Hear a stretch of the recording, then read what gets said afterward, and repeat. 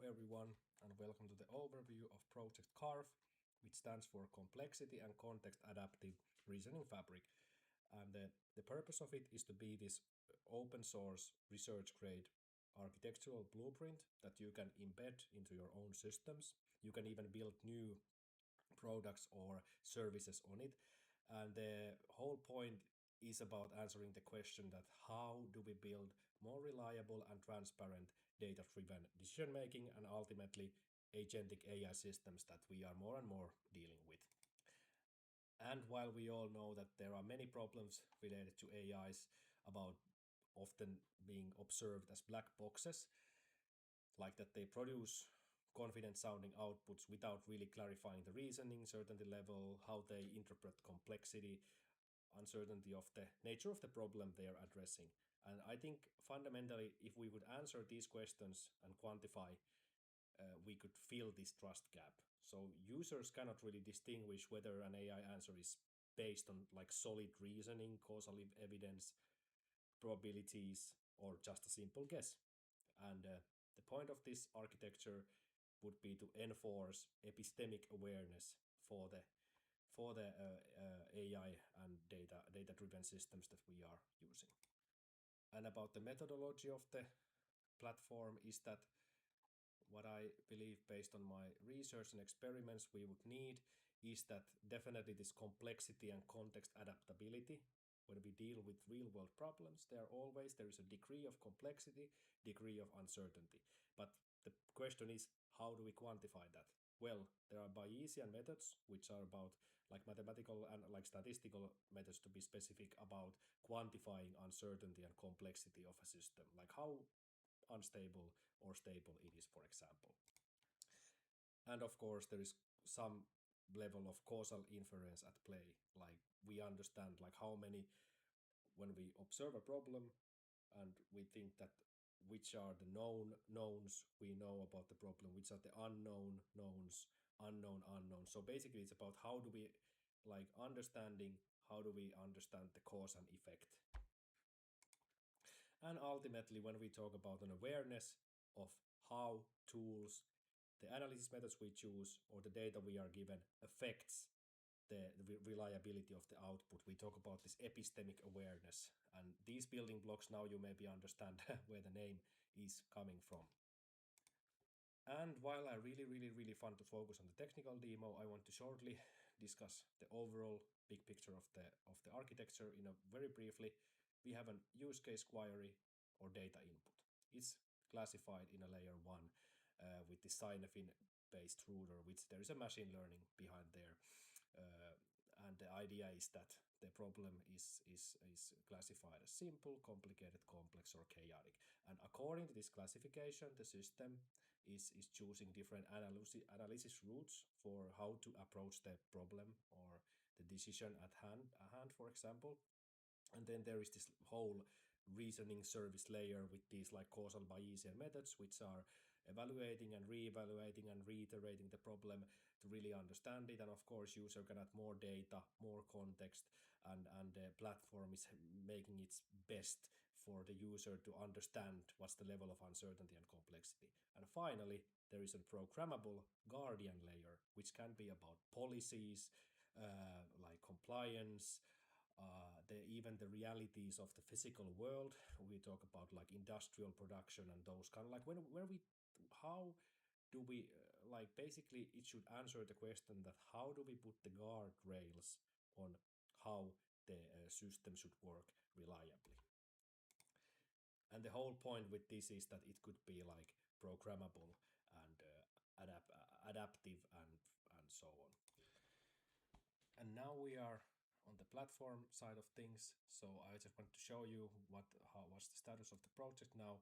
So basically there are many simulated still with real data though scenarios that you can check and try out. So as you can see, there are quite many use cases about discount versus customer churn, scope 3 emissions, return on investment on the renewable energy, supply chain resilience and all. And I'm really happy to hear about new potential use cases for it. But let's say we want to run an analysis now.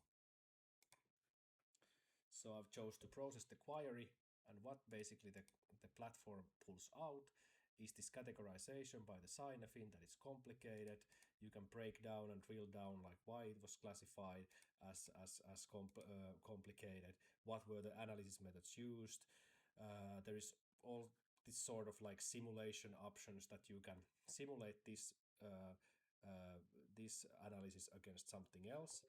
You can also see many measures related to the transparency.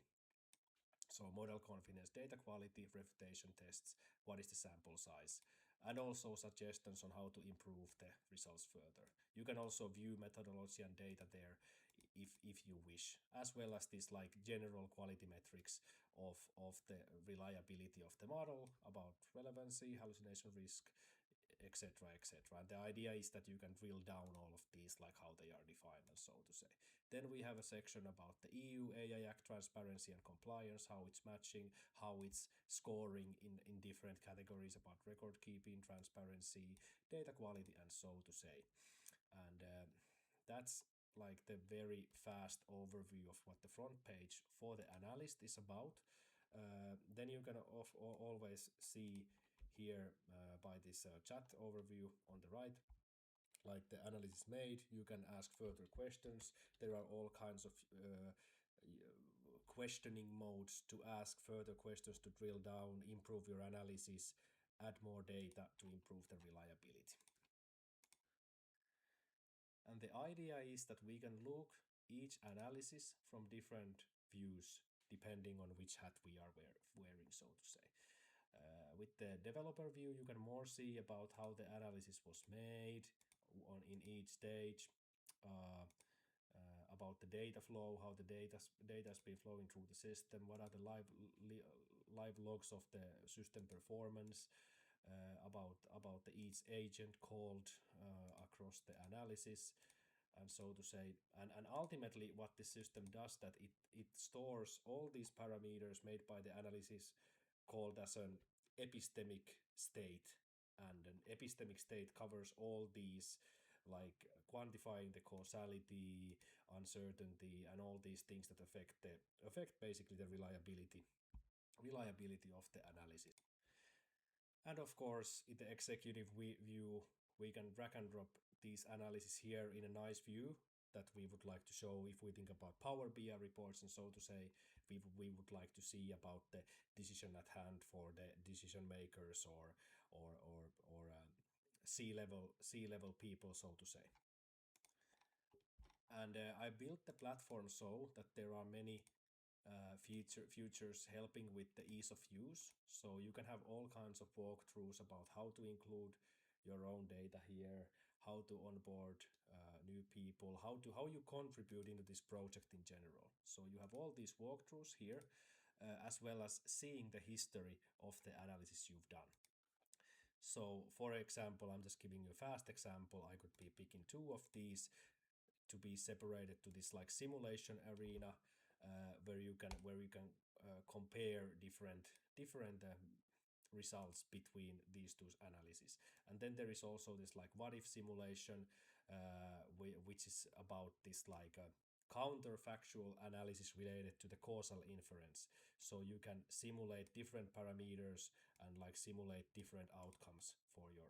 Then there is also like the idea is to add here all kinds of benchmarks you can benchmark against these decisions as well. And here you can also see all these like example scenarios for the analysis. You can here choose to have the data onboarding, to have your own data in the platform. The system will be able to suggest you the parameters and the questions for you to ask if you feel like being lost of what to do with the given data. And lastly, while it's still like a very dummy feature, but there is this idea of embedding a human review in this whole system, of having the human in the loop as well. And you could be sending notifications of having low confidence on the answer, or something, defining different sorts of triggers that you would want to notify your experts or leaders about the decisions. And you could be basically sending these review requests on different channels across your organization. So in a nutshell, that's pretty much it. And so here, like I said, in the main view, you can see the suggested queries when you've inputted the data. It's actually generating you. You can also ask for questions here in the chat about digging deeper into your problem. This is about quantifying the causal relations between the variables, in this case, like between supplier program and how it affects the scope 3 emissions. And here you can, of course, see like the breakdown of the analysis, that how it sees the causal mechanisms and what's affecting what, and which factors are affecting what.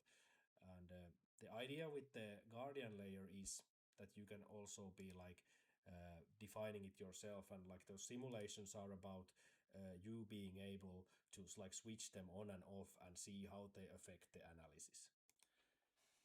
And last but not the least, I wanted to show you this like architecture overview, what it's about.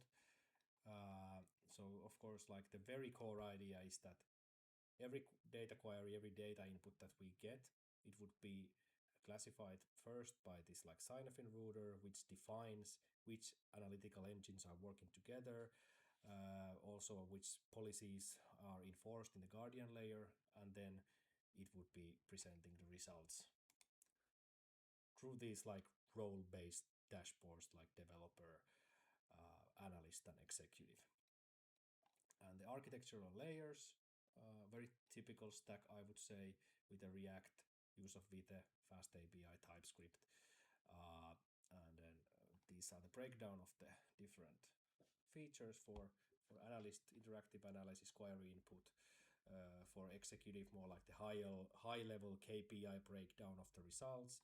And with the developer, the point is, of course, to dig deeper into the execution traces, debugging, testing, how the analysis pipeline is performing, so to say. And here is also a breakdown of the API gateway. Through fast API, there is quite a lot of happening with the data management, query processing, transparency, guardian and policy, escalation, and so to say. And here is maybe a bit more structured overview of what I've been talking. So there's the classification, then the domain dispatch, whether it's clear, complicated, complex, chaotic, and it's launching then like different analytical workflows. Output comes as a proposed action on the given use case at hand. Then it's still like verified by the guardian layer, however we've chosen to define it. And most importantly, there would be this like reflective rerouting, re-indexing feedback whenever the conditions of the use cases are changed, and so to say. And obviously too, like when something escalates to a domain of chaos or disorder, and there's a really low, like the confidence of the use case or the decision drops, it would be then escalated to this like human in the loop escalation, so to say. And yeah, as described, there is a bunch of analytical engines working together. The Bayesian engine, causal engine, Chimera, Oracle. Chimera, by the way, Project Chimera is really, really cool project related to this neurosymbolic causal AI as well, more focusing on the finance side of things and stuff. But we deeply want to collaborate on developing this sort of like a new paradigm of AI architectures. And then there is, of course, the simulation side, also inspired from Chimera, of these what-if frameworks. So we can simulate scenarios and do this multi-scenario comparison with different parameters and so on. And obviously, I think the whole value and the point of the platform is to provide these insights and this transparency through evaluation layer or these reliability scorings, and so to say, to let's say provide as much explainability and transparency as possible. Of course, there are technical limitations, and one of the key points of this platform is to point out that LLMs by their architecture, by like just thinking about how to optimize prompts or racks are not gonna fundamentally solve the hallucination related problems. So this is kind of like about combining this like symbolic logic, symbolic AI methods within the like LLMs and transformers architectures. But as we all know, the technical side is often not enough. We also need the real world constraints, policies, and that's why there is this separate guardian layer all about that. And of course, data-wise, there is a bunch of things happening, multi-source ingestions, and how the kind of like the knowledge, the semantic layer, and the data layer of the platform covers everything, as well as the evaluations and observability. In this case, I just lately integrated this deep eval quality metrics about the relevancy, hallucination risk, reasoning depth, and so on to say. It's a really coherent framework for evaluations in general. I really recommend checking it out. And as said before, all this analysis is always updated on this like epistemic state that lives in the pydantic model, which is great for like data validation sort of things. So it's a single shared state object flowing through the entire system basically. And of course there is stuff about the infrastructure configurations and so on, but this anyways I wanted to give this like at least an overview. There's the epistemic state, which is managed through the whole system, and Cynefin router is the orchestrator of how the analysis itself is made, and based on what assumptions, so to say. There's the guardian layer about the real world policies, constraints. Based on that, the proposed action is approved, rejected, or escalated to humans for further evaluation. And when all these are pulled together, transparency, insights, narration, then it will be split into these like different contextual views basically. And for those who are really into this, they can go this deeper how each of the layers play together, and as well as this query pipeline here about how the analytical workflows are triggered and how the data flows across the different levels.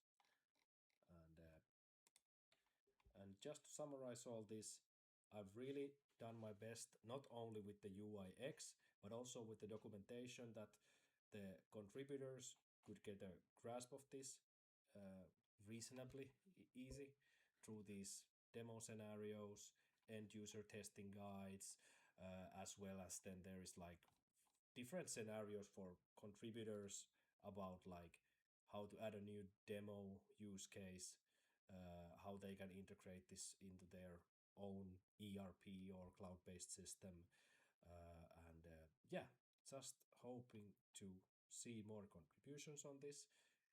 I'm happy to be contacted about use cases for anything related to this, anything really. I would love to hear from you guys, and also hear, do you think I'm on the right track, and where I'm going with this. So thanks a lot if you listen this far, and take care.